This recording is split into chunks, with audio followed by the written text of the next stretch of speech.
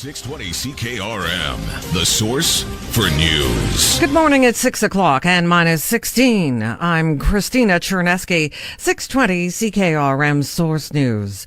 Regina police are on the lookout for a dozen firearms stolen from a Park Street pawn shop Sunday morning. The thief or thieves entered the building early Sunday, and while police received reports of a break-in, those responsible gone by the time they arrived. Elizabeth Popowich with Regina Police says a crime like this should serve as a reminder to all. We always ask people to view their property. It's a business. Popowich says the police service is trying to reduce the amount of guns on the streets. An incident, however, like this doesn't help.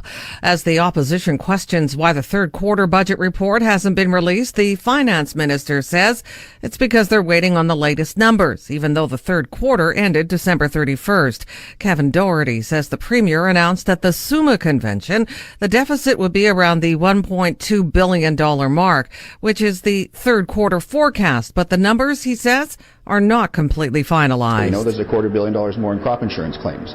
We know that they consolidate all of that. Doherty says the third quarter report will be released on the same day as the budget, March 22nd. The fiscal year ends on March 31st. Interac says its e-transfer and Interac online services are up and running again following an outage last night. The debit card service says a technical issue knocked the network out for about 5 hours. It hasn't yet indicated what was to blame. Numerous users awaiting e-transfers took to social media to complain about the lengthy wait. Pulse crop farmers in Saskatchewan are hoping a major trade dispute with India can be settled within 1 month.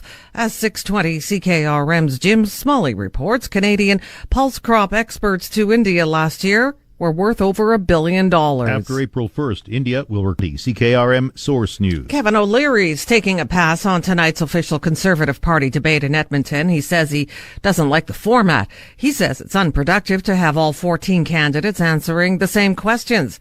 Lisa Raitt calls O'Leary a chicken for staying away. She further tweeted, quote, "Format is irrelevant, presence is mandatory." Town of White City in the RM of Edenwold will be able to construct a new wastewater facility thanks to federal and provincial funding announced. The feds and province will chip in a total of $7.3 million each, with the White City and Edenwold Wastewater Management Authority covering the rest. Estimated total cost, around $22 million. Central Services Minister Christine Tell says the project's essential when it comes to continued growth of the community. This is the fastest growing community in Canada. The one set for 2018. A Regina City Councillor says he's up to taking a challenge to ride a bike to and from work this summer to see what dangers cyclists face firsthand in Regina. Andrew Stevens is the only councillor so far to accept the challenge from a Regina bike shop owner. Stevens says he'll discuss the challenge with his colleagues, but adds others need to pick up the ball and run with it as well. I will certainly talk to them about it, but the real push has to come from community members that cycle, Bike Regina, who want to see things change. Safety is the biggest concern cyclists have in Regina. They say they have to fight for space because of drivers who may not like sharing the road with the cyclists. It's 6:05, 620. CKRM Source Sports is next. Saskatchewan's news source, 620 CKRM. 620 CKRM Source Sports. The Riders have signed yet another receiver. Mitchell Baines comes to the club from the University of Ottawa, where he was a second-team All-Canadian last season. Baines had a U Sports Canada leading 65 catches for 984 yards and 8 touchdowns last year. Regina Pats forward Nick Henry is the WHL Player of the Week. The 17-year-old winger had 10 points in 4 games last week to take over the WHL lead in rookie scoring. Henry and the Pats are on Brand Centre ice tonight to take on Lethbridge in a 7 o'clock start. 620 CKRM has the game starting with the pregame at 6:35. Canadians have found a way to win despite basically showing up up for only a third period and overtime against the Devils.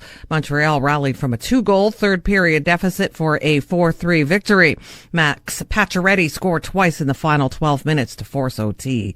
And Tampa Bay kept its fading playoff hopes alive with a 5-1 victory over the Senators.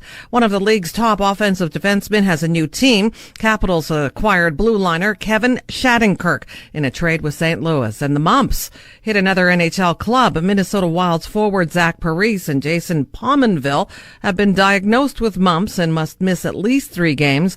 Vancouver played Saturday night without 5 players because of the mumps or symptoms associated with the virus. That's 620 CKRM Source Sports.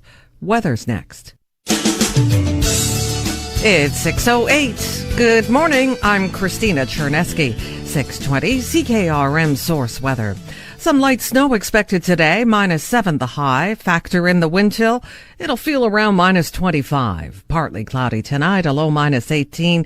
Chance of light snow again tomorrow, high -7. A wind chill tomorrow near -25. Look for sun on Thursday, high -6. Sun and cloud on Friday, and a high +3. It's partly cloudy in Moose Jaw, -13. Regina's cloudy with some light flurries. Southeast wind at 17. It's -16. That's 3 Fahrenheit. For information anytime, check the CKRM app or online at 620ckrm.com.